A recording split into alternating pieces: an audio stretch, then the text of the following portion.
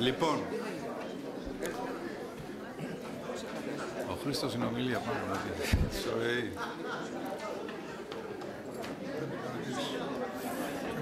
Όχι, να μην τον ονοματίσω. Είπες με την Καμπούρο. Λοιπόν, καλή σας μέρα, γιατί νομίζω κάποια στιγμή πρέπει να πάρουμε το ρελέ που λένε και οι Γάλλοι και να ξεκινήσουμε. Θα ήθελα καταρχάς να καλωσορίσω τους εκλεκτούς προσκεκλημένους από τα άλλα Υπουργεία, οι οποίοι θα φέρουν και το βάρος των εισηγήσεων και του διαλόγου, του ευκταίου διαλόγου. Καλώς ήρθατε στο Υπουργείο Εξωτερικών, ένα Υπουργείο που φιλοδοξεί να επομιστεί και ρόλους εγγενείς στην άσκηση εξωτερικής πολιτικής που έχουν να κάνουν και με την παραγωγική διάσταση. Θα ήθελα να καλωσορίσω και τον Γενικό Γραμματέα εδώ σας, τον κύριο Τσίπρα, που είχε την σκέψη στα πλαίσια του στρατηγικού σχεδιασμού να ανοίξει αυτή την βεντάλια των παρεμβάσεων μας για το πώς αντιμετωπίζουμε την εξωστρέφεια και το γενικότερο ζήτημα της ανάταξης της ελληνικής οικονομίας. Εμείς ως Β1, όπως ξέρετε, έχουμε το στρατηγικό σχεδιασμό. Αντιλαμβάνεστε λοιπόν ότι μία σοβαρή διάσταση, η κατεξοχήν σοβαρή διάσταση, είναι το πώς θα αναδείξουμε τις προτεραιοποιημένες ιεραρχήσεις στο κρίσιμο διακύβευμα της ελληνικής οικονομίας, όπου τα βασικά δύο εργαλεία για να μεταλλάξουμε την κρίση σε ευκαιρία είναι η διεύρυνση της εξωστρέφειας και η προσέλκυση των επενδύσεων. Νομίζω κοινός τόπος όλων αυτών οι οποίοι εμπλέκονται ως κοινωνία, ως συντελεστές κλαδικοί, είναι ότι όλα αυτά για να μπορέσουν να έχουν αυτά αποτελέσματα πρέπει να έχουν μία συντεταγμένη στρατηγική, η οποία είναι όρος εκ των ουκάνευ, για να μπορέσουμε πραγματικά να κάνουμε την υπέρβαση η οποία θα οδηγήσει στην έξοδο από την κρίση, στη μετάλλαξη του παραγωγικού ιστού της οικονομίας και μία νέα αντίληψη και μία νέα προσέγγιση για να φύγουμε από αυτή τη δύσκολη κατάσταση στην οποία βρισκόμαστε. Άρα η σημερινή εκδήλωση είναι μία πρώτη κίνησή μας, η οποία κατά κάποιον τρόπο έχει και μία εσωτερική ανάγνωση, γιατί απευθύνεται κατεξοχήν στους συναδέλφους, οι οποίοι συνθέτουν τον εξωτερικό βραχίωνα της οικονομικής διπλωματίας. Άρα είμαστε οι πρώτοι οι οποίοι παίρνουμε τα μηνύματα από τις αγορές, από τους δυνητικούς επενδυτές, και είναι αναγκαίο όλοι αυτοί οι συνάδελφοι να έχουν την κατεξοχήν υπεύθυνη ενημέρωση. Πριν δώσω το λόγο στον κύριο Τσίπρα, επιτρέψτε μου την ευκαιρία να αναφερθώ σε έναν συνάδελφο που έφυγε πριν 2-3 μέρες. Το συνάδελφο Γιώργα, ο οποίος ήταν μια διακριτή περίπτωση συναδέλφου, εξαιρετικός συνάδελφος, και θα ήθελα να αποτίσουμε φόρο τιμής και να εκφράσουμε τα συλληπιτήριά μας. Ο δρόμος συνεχίζεται. Ας τον έχουμε στη μνήμη μας. Κύριε Γενική Γραμματέα, έχετε το λόγο. Αυτά ήθελα να πω εγώ.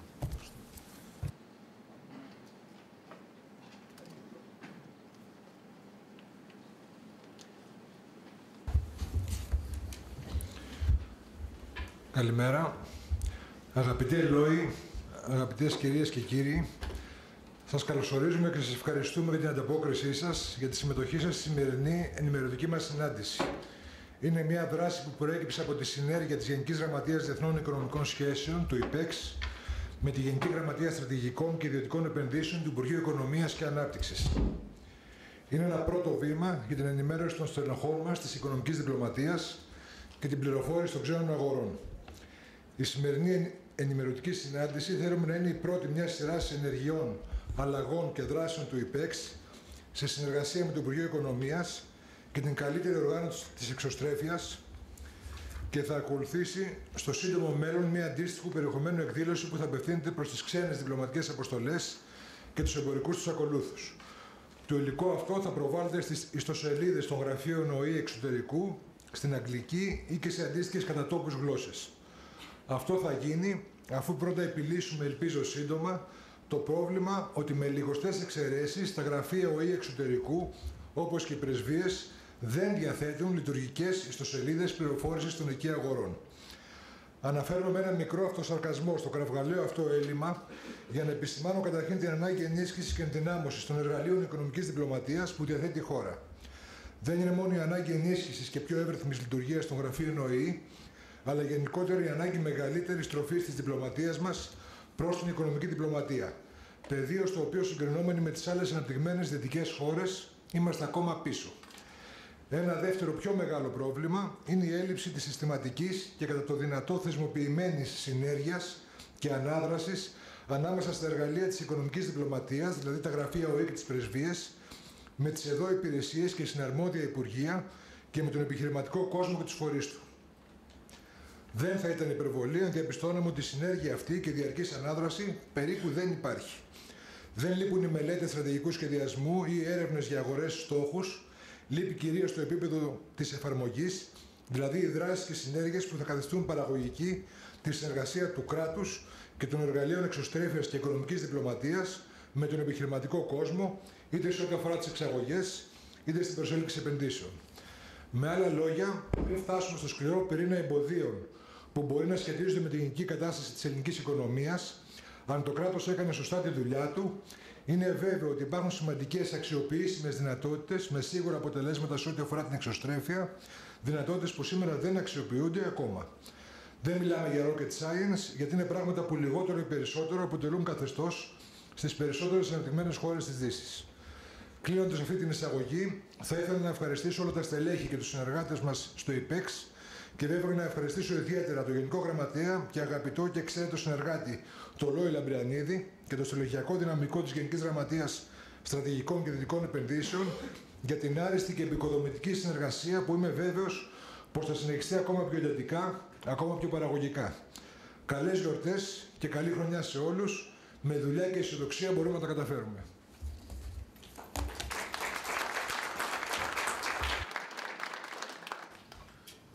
Κύριε Γενική Γραμματέα, έχετε το λόγο.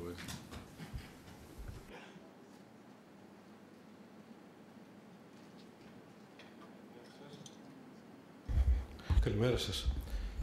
Θα ήθελα να ευχαριστήσω το Υπουργείο Εξωτερικών και ιδιαίτερα τον Γενικό Γραμματέα, τον κύριο Τσίπρα, για την τιμητική αυτή πρόσκληση. Θέλω να πω ότι θεωρώ ότι είναι μια πάρα πολύ μεγάλη ευκαιρία για μας από την Γενική Γραμματεία Στρατηγικών και Ιδιωτικών Επενδύσεων να σας παρουσιάσουμε την νομοθεσία η οποία υπάρχει για να μπορέσουμε να συνεργαστούμε όσο το δυνατόν πιο ουσιαστικά, να προωθήσουμε την δυνατότητα ανάπτυξης της χώρας μου μέσα από αυτό εδώ το θεσμικό πλαίσιο το οποίο υπάρχει. Από την σύντομη παραμονή μου αυτό το 1,5 χρόνο σε αυτήν εδώ την γραμματεία, αυτό το οποίο διαπίστωσα είναι ότι οι ξένες πρεσβείες, πρέσβεις και εμπορικοί ακόλουθοι πάρα πολύ συχνά έρχονται στο Υπουργείο να δουν τον Υπουργό και εμένα από δίπλα για να παρουσιάσουν, όχι γενικότερα για την εξωτερική τους πολιτική, αλλά για πάρα πολύ συγκεκριμένα επενδυτικά σχέδια τα οποία τους αφορούν. Νομίζω ότι αυτό πρέπει, δεν λέω ότι εσείς ξέρετε ποια πρέπει να είναι η βέλτιστη πρακτική, αλλά αυτό πρέπει να το έχουμε στο μυαλό μας ότι άλλοι συμπεριφέρονται με αυτόν εδώ τον τρόπο. Και με αυτή την έννοια θεωρώ ότι είναι μια ευκαιρία. Το δεύτερο που ήθελα να σας πω είναι ότι την νομοθεσία αυτή την οποία θα σας περιγράψω έχουμε κάποια αντίγραφα από τα έντυπα να τα δείτε και τα έχουμε και σε ηλεκτρονική μορφή που θα συνοηθούμε με τον Γενικό Γραμματέα το πώς θα σας σταλούν για να μπορέσετε να τα αξιοποιήσετε με την ηλεκτρονική μορφή την οποία έχουν. Αυτό λοιπόν που θα κάνω τώρα είναι να θα σας παρουσιάσω τους διάφορους νόμους οι οποίοι υπάρχουν. Ωραία. Λοιπόν, θα σας παρουσιάσω το νέο αναπτυξιακό νόμο. Το δεύτερο που θα σας παρουσιάσω είναι τα κέντρα παροχής ενδομηλικών υπηρεσιών, την νομοθεσία η οποία υπάρχει για τους μετανάστες οι οποίοι θέλουν να πάρουν άδεια διαμονής κάνοντας κάποιο επενδυτικό σχέδιο και τέλος την νομοθεσία για τις στρατηγικές επενδύσεις, για FDI θα λέγαμε, για προσέλκυση ξένων άμεσων επενδύσεων. Θα μακρηγορήσω εκ των πραγμάτων, δηλαδή μου έδωσε το δικαίωμα ο Γενικός Γραμματέας, να είμαι όχι πάρα πολύ εξαντλητικός, αλλά θα προσπαθήσω να σας δώσω μια αρκετά καλή εικόνα για όλα αυτά εδώ τα νομοθετήματα. Πριν το κάνω, θα αρχίζω από τον αναπτυξιακό νόμο. Πριν μιλήσω όμως για το τι κάνουμε τον καινούργιο αναπτυξιακό νόμο, θα ήθελα να κάνω μια πολύ σύντομη αποτίμηση των προηγούμενων αναπτυξιακών νόμων για να καταλάβουμε το πλαίσιο στο οποίο βρήκαμε, το πλαίσιο στο οποίο ήταν εθισμένοι να δουλεύουν οι Έλληνες επιχειρηματίες. Αυτό λοιπόν το οποίο θέλω, ένα από τα ζητήματα τα οποία είναι κομβικά, είναι ότι οι ενισχύσεις τις οποίες παίρνανε ήταν στη συντριπτική τους πλειοψηφία με τη μορφή επιχορήγηση, 94%. Το ξέρετε, στην Ευρώπη αυτό είναι πάρα πολύ χαμηλότερο, λιγότερο από το 50%. Επίσης, από άποψη πολιτικής στόχευσης κλπ. Αυτό το οποίο βλέπουμε είναι ότι υπήρξαν διάφορες ατυχείς επιλογές, θα την έλεγα στην καλύτερη περίπτωση. Παραδείγματος χάρη, το 95% των επενδυτικών σχεδίων τα οποία ενισχύθηκαν ήταν χαμηλής και σχετικά χαμηλής τεχνολογίας. Άρα δεν βοήθησαν την αναδιάρθρωση της οικονομίας σε καμία περίπτωση. Επίσης, έχουμε μια συγκέντρωση σε δύο κλάδους. Κλάδους μάλιστα οι οποίοι έχουν τα δικά τους συγκριτικά πλεονεκτήματα, είτε φυσικά πλεονεκτήματα είτε επίκτητα με τις νομοθεσίες οι οποίες τα στήριζαν. Μιλάω για την ενέργεια και τα ξενοδοχεία, οι οποίες πήραν το 72% του προϋπολογισμού. Και ένα τελευταίο σχόλιο που και αυτό νομίζω έχει τη σημασία του είναι ότι οι ενισχύσεις δόθηκαν σε πάρα πολύ λίγες επιχειρήσεις. Ένα πολύ μεγάλο μέρος των ενισχύσεων πήγε σε πάρα πολύ λίγες επιχειρήσεις. Αναφέρω ενδεικτικά ότι το 4,2% των επενδυτικών σχεδίων πήρε το 44% των ενισχύσεων, ότι στους 3 τελευταίους νόμους συνολικά 6 επιχειρήσεις πήρανε 1 δις, τους εγκρίθηκε 1 δις, το οποίο είναι το 8,1% των συνολικών επιχειρήσεων, και 95 επιχειρήσεις πήρανε το 25,4% των συνολικών ενισχύσεων. Υπάρχει λοιπόν μια πάρα πολύ μεγάλη συγκέντρωση. Ένα δεύτερο στοιχείο το οποίο θα ήθελα να ξέρετε είναι ότι όταν παραλάβαμε υπήρχαν ανολοκλήρωτα επενδυτικά σχέδια με συμβασιοποιημένες οφειλές, οι οποίες έφταναν στα 6,5 δις. Μιλάμε για περίπου 6.300 επενδυτικά σχέδια, στα οποία η ελληνική πολιτεία έχει συμβασιοποιημένη οφειλή 6,5 δις. Και αυτά, όπως καταλαβαίνετε, είναι ένα βάρος για την υπηρεσία, όχι μόνο οικονομικό, αλλά είναι ένα τεράστιο βάρος για την διαχείριση όλων αυτών εδώ των προγραμμάτων. Ας πω λοιπόν τώρα στο επόμενο στάδιο, αυτό το κάναμε λοιπόν να δούμε πού βρισκόμαστε από άποψη το τι έχει μείνει πίσω και ποια ήταν η λογική των προηγούμενων νόμων.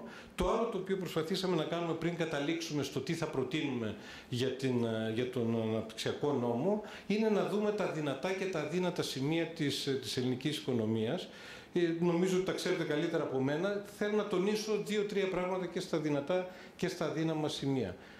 Το ένα όσον αφορά τα αδύναμα σημεία είναι γενικότερα η προβληματική διάρθρωση του ελληνικού επιχειρηματικού, του παραγωγικού τομέα, με την έννοια του μικρού μεγέθους, του διεισμού, δηλαδή ότι υπάρχει μια πολύ μεγάλη πόλωση, χαμηλής εξωστρέφειας, χαμηλής καινοτομικότητας κλπ.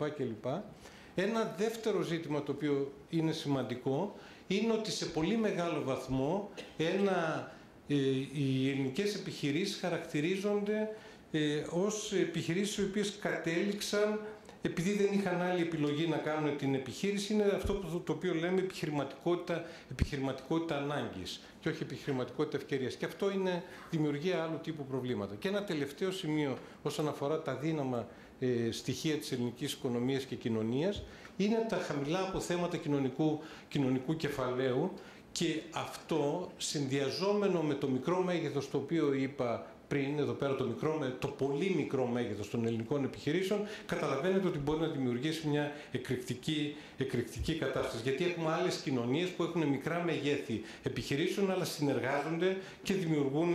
Η περίπτωση της Τρίτης Ιταλίας φαντάζομαι θα σας είναι γνωστή. Πάω λίγο στα ισχυρά σημεία. Στα ισχυρά σημεία θα μπορούσε κανείς να πει πάρα πολλά για τη γεωστρατηγική θέση της χώρας, το οποίο τα ξέρετε πολύ καλύτερα από μένα κλπ. Έχει πολλά ζητήματα τα οποία είναι πάρα πολύ ισχυρά. Αυτό το οποίο ήθελα να μείνω, γιατί είναι και στρατηγικός στόχος, είναι το εξειδικευμένο ανθρώπινο δυναμικό. Και να επισημάνω εδώ ότι αυτό το εξειδικευμένο ανθρώπινο δυναμικό δεν φαίνεται μόνο στα στατιστικά στοιχεία, αλλά το αναγνωρίζουν, και αυτό το βλέπουμε με τους επενδυτές που έρχονται να μας δουν από το εξωτερικό, το αναγνωρίζουν πια και οι επιχειρήσεις. Δεν είναι μόνο νούμερα. Είναι κάτι το οποίο το αντιλαμβάνονται πια στην πράξη. Συνδεδεμένο με αυτό θα μπορούσαμε να πούμε ότι πρέπει να δούμε τους Έλληνες της Διασποράς με μια διαφορετική οπτική, δηλαδή να μην τους δούμε προφανώς μόνο ως ψηφοφόρους ή άλλα πράγματα ή ως επενδυτές, να τους δούμε και ως συνδέσμους, ως nodes, ως κόμβους συνδεδεμένους με άλλα στελέχη Έλληνες της Διασποράς ή όχι, στην περιοχή στην οποία βρίσκονται, και από τη θέση αυτή θα μπορούσαν να βοηθήσουν πάρα πολύ την ελληνική οικονομία, πιστεύουμε. Τώρα, ένα κεντρικό ζήτημα στο οποίο πρέπει να απαντήσουμε είναι το πρόβλημα το οποίο αντιμετωπίζει η χώρα ήδη από τη δεκαετία του 80, δηλαδή είναι μια οικονομία η οποία συμπιέζεται και από τις δύο μεριές. Δηλαδή είναι μια οικονομία, αυτό που στα αγγλικά λέμε stuck in the middle. Δηλαδή δεν μπορεί να είναι ανταγωνιστική με τις χώρες χαμηλού κόστους, από τη μια, και από την άλλη δυστυχώς δεν μπορεί να είναι ανταγωνιστική με τις αναπτυγμένες χώρες οι οποίες παράγουν προϊόντα με ενσωματωμένη γνώση, υψηλή τεχνολογία κλπ. Συχνά κεφαλαιοχικού εξοπλισμού κλπ. Αυτό λοιπόν το οποίο θα ήθελα να πω είναι ότι νομίζω ότι μπορεί κανείς να πει με σχετική βεβαιότητα ότι οι ελληνικές κυβερνήσεις μέχρι την έλευση των θεσμών είχαν μια αμφίσιμη στάση ως προς το τι πολιτική θα έπρεπε να ακολουθήσουν. Δηλαδή αν πρέπει να πάμε προς τη μία κατεύθυνση ή προς την άλλη. Με την έλευση των θεσμών δίνεται μια απάντηση, η οποία κατά τη γνώμη μας είναι ακριβώς προς τη λάθος κατεύθυνση. Απάντηση η οποία λέει ότι για να βρούμε μια θέση στο Διεθνή Καταμερισμό Εργασίας, αυτό το οποίο πρέπει να κάνουμε είναι να μειώσουμε τα κόστη. Δηλαδή να ανταγωνιστούμε με τις χώρες χαμηλού κόστους. Αυτό το οποίο θα υποστηρίξω είναι ότι αυτό πρώτον δεν μπορούμε να το κάνουμε, δεν μπορούμε να ανταγωνιστούμε με την έννοια, δεν έχω τα στοιχεία, αλλά νομίζω ότι τα ξέρετε πολύ καλύτερα. Οι διαφορές στους μισθούς είναι τεράστιοι, είναι πάρα πολύ μεγάλοι, και οι προοπτικές που υπάρχουν για ακόμη χαμηλότερους ρυθμούς είναι εκεί, μισθούς είναι εκεί. Δηλαδή για την ώρα ανταγωνιζόμαστε με την παράλια Κίνα, αλλά υπάρχει και η Μεσόγεια Κίνα, η οποία έχασε 300 εκατομμύρια περίπου που ήρθαν στην παράλια, αλλά έχει πράγμα, έχει πολλά εκατομμύρια πίσω, τα οποία ζουν ακόμη με ένα μπολ ρύζι κλπ. Λέω λοιπόν ότι σε καμία περίπτωση δεν μπορούμε να ανταγωνιστούμε τους χαμηλούς μισθούς και τα άλλα τα οποία δίνουν προς αυτή την κατεύθυνση. Το δεύτερο όμως το οποίο θέλω να πω, και αυτό δείχνει αυτό το διάγραμμα, είναι ότι δεν θέλουμε. Δεν θέλουμε γιατί. Αυτό το διάγραμμα τι μας λέει? Ότι αν δει κανείς το απόθεμα των εισερχόμενων ξένων άμεσων επενδύσεων, και αυτό είναι απόθεμα κάθε χρονιά, σε ένα βάθος χρόνου, δηλαδή από το 1998 μέχρι το 2015, αυτό στις χώρες τις λιγότερο ανεπτυγμένες, οι οποίες είναι οι 107, σε ένα σύνολο, αυτά που έχουμε από τα στοιχεία τα οποία έχουμε εδώ πέρα, από το περίπου 170 χωρών, όχι τις 200 τόσες που υπάρχουν, αυτό το οποίο βλέπουμε είναι ότι αυτές εδώ οι χώρες, οι οποίες είναι πάνω από το 70% του συνόλου των χωρών που έχουν τα στοιχεία, μπορούν κατά μέσο όρο να έλξουν μόλις το 25% των ξένων άμεσων επενδύσεων. Δηλαδή παρόλο ότι έχουν πάρα πολύ χαμηλό κόστος εργασίας, παρόλο ότι δίνουν αυτές εδώ τους πάρα πολύ χαμηλούς φορολογικούς συντελεστές και πολλές άλλες παροχές τις οποίες γνωρίζετε, είτε ρητά είτε άρρητα, δεν καταφέρνουν να γίνουν ελκτικοί στις ξένες άμεσες επενδύσεις, οι οποίες συγκεντρώνονται, το 75% συγκεντρώνεται στις λίγες αυτές εδώ χώρες, τις ανεπτυγμένες. Και να μην το ξεχνάμε αυτό ποτέ. Το δεύτερο το οποίο θέλω να πω είναι ότι αν πάρει κανείς ένα προϊόν και δει την τελική του τιμή και προσπαθήσει να καταλάβει πώς αρθρώνεται αυτή εδώ η τιμή, πώς προκύπτει αυτή εδώ η τελική τιμή. Δηλαδή πας σε ένα μαγαζί να πάρεις ένα σνίκερ, ένα αθλητικό παπούτσι το οποίο κάνει 100 ευρώ. Αυτό το παπούτσι το έχει παράγει μια βιομηχανία η οποία δεν έχει πια εργοστάσια, δηλαδή πάρα πολλές βιομηχανίες, Nike, Adidas κλπ. Δεν έχουν πια δικά τους εργοστάσια, τα δίνουν στους υπεργολάβους. Ο υπεργολάβος λοιπόν για αυτό το αθλητικό παπούτσι θα έχει ένα κόστος εργασίας το οποίο στα 100 ευρώ είναι 0,50. 50 cents στα 100.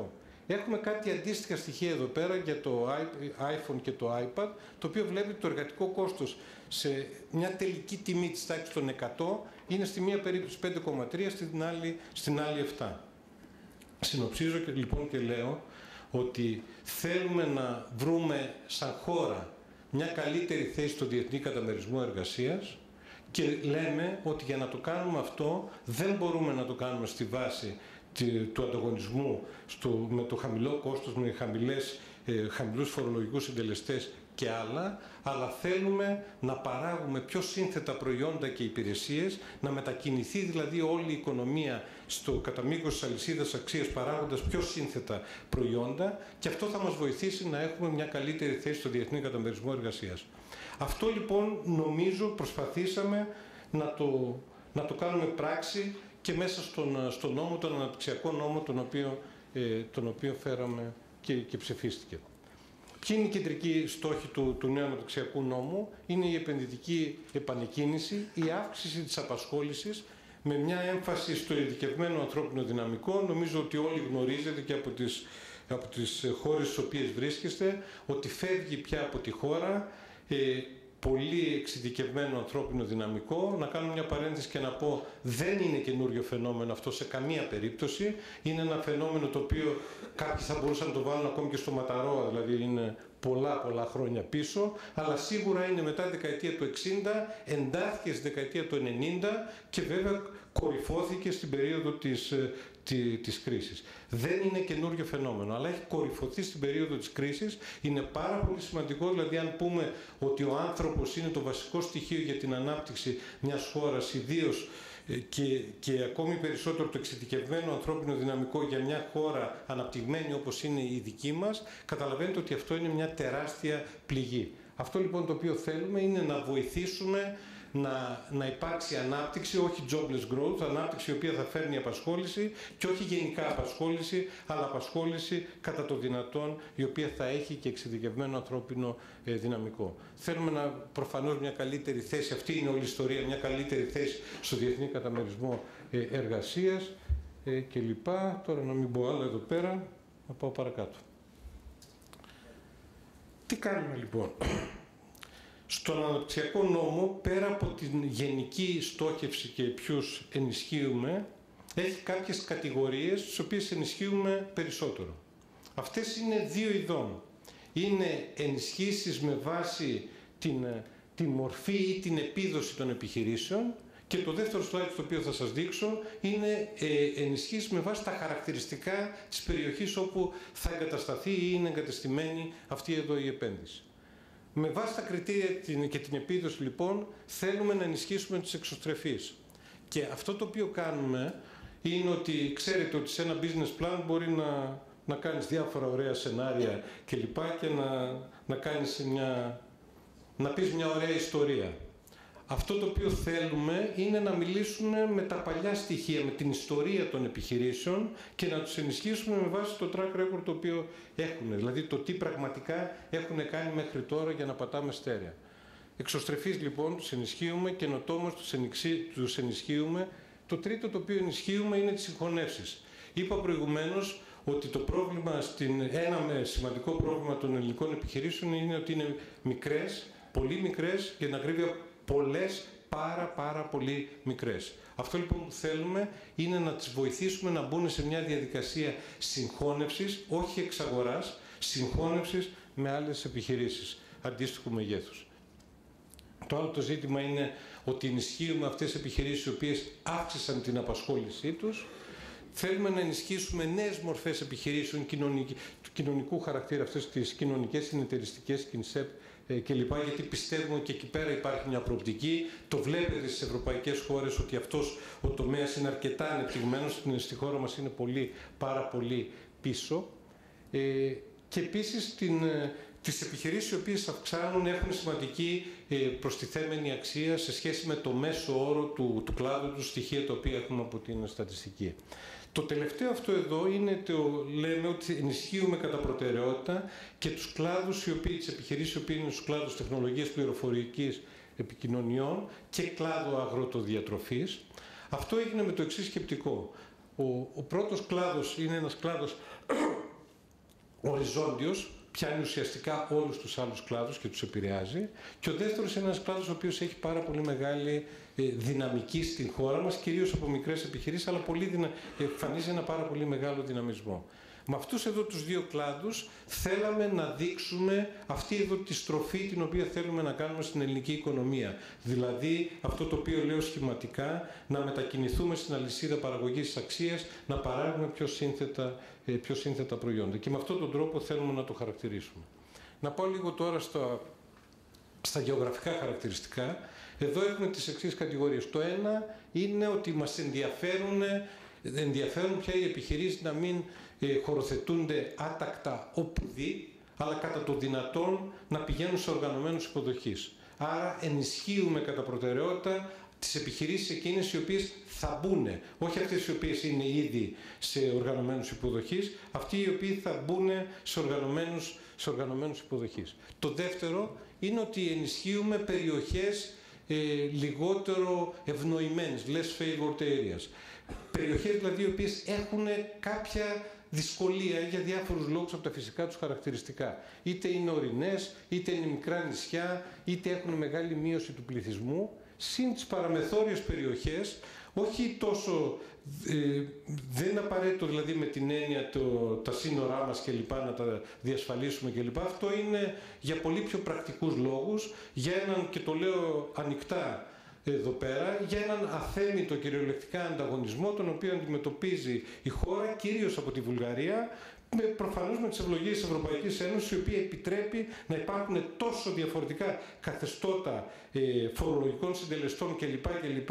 Μέσα στην Ευρωπαϊκή Ένωση, με αποτέλεσμα να δημιουργούνται όλα αυτά εδώ τα ζητήματα τα οποία τα βλέπουμε. Και πάλι να πω ότι αυτή εδώ η μετακίνηση την οποία παρουσιάζεται έτσι με ιδιαίτερα μελανά χαρακτηριστικά στον τύπο των ελληνικών επιχειρήσεων, κυρίως προς την Βουλγαρία, και αυτό δεν είναι καινούριο φαινόμενο. Αυτό, αν θυμάστε, τουλάχιστον οι μεγαλύτεροι από εσάς, εγώ θυμάμαι πολύ καλά, είναι τις δεκαετίες του 90, όταν άνοιξαν τα σύνορα, άλλαξε όλη αυτή εδώ η ιστορία ξαφνικά και νομίζω ότι μπορούμε να πούμε πολλά γι' αυτό.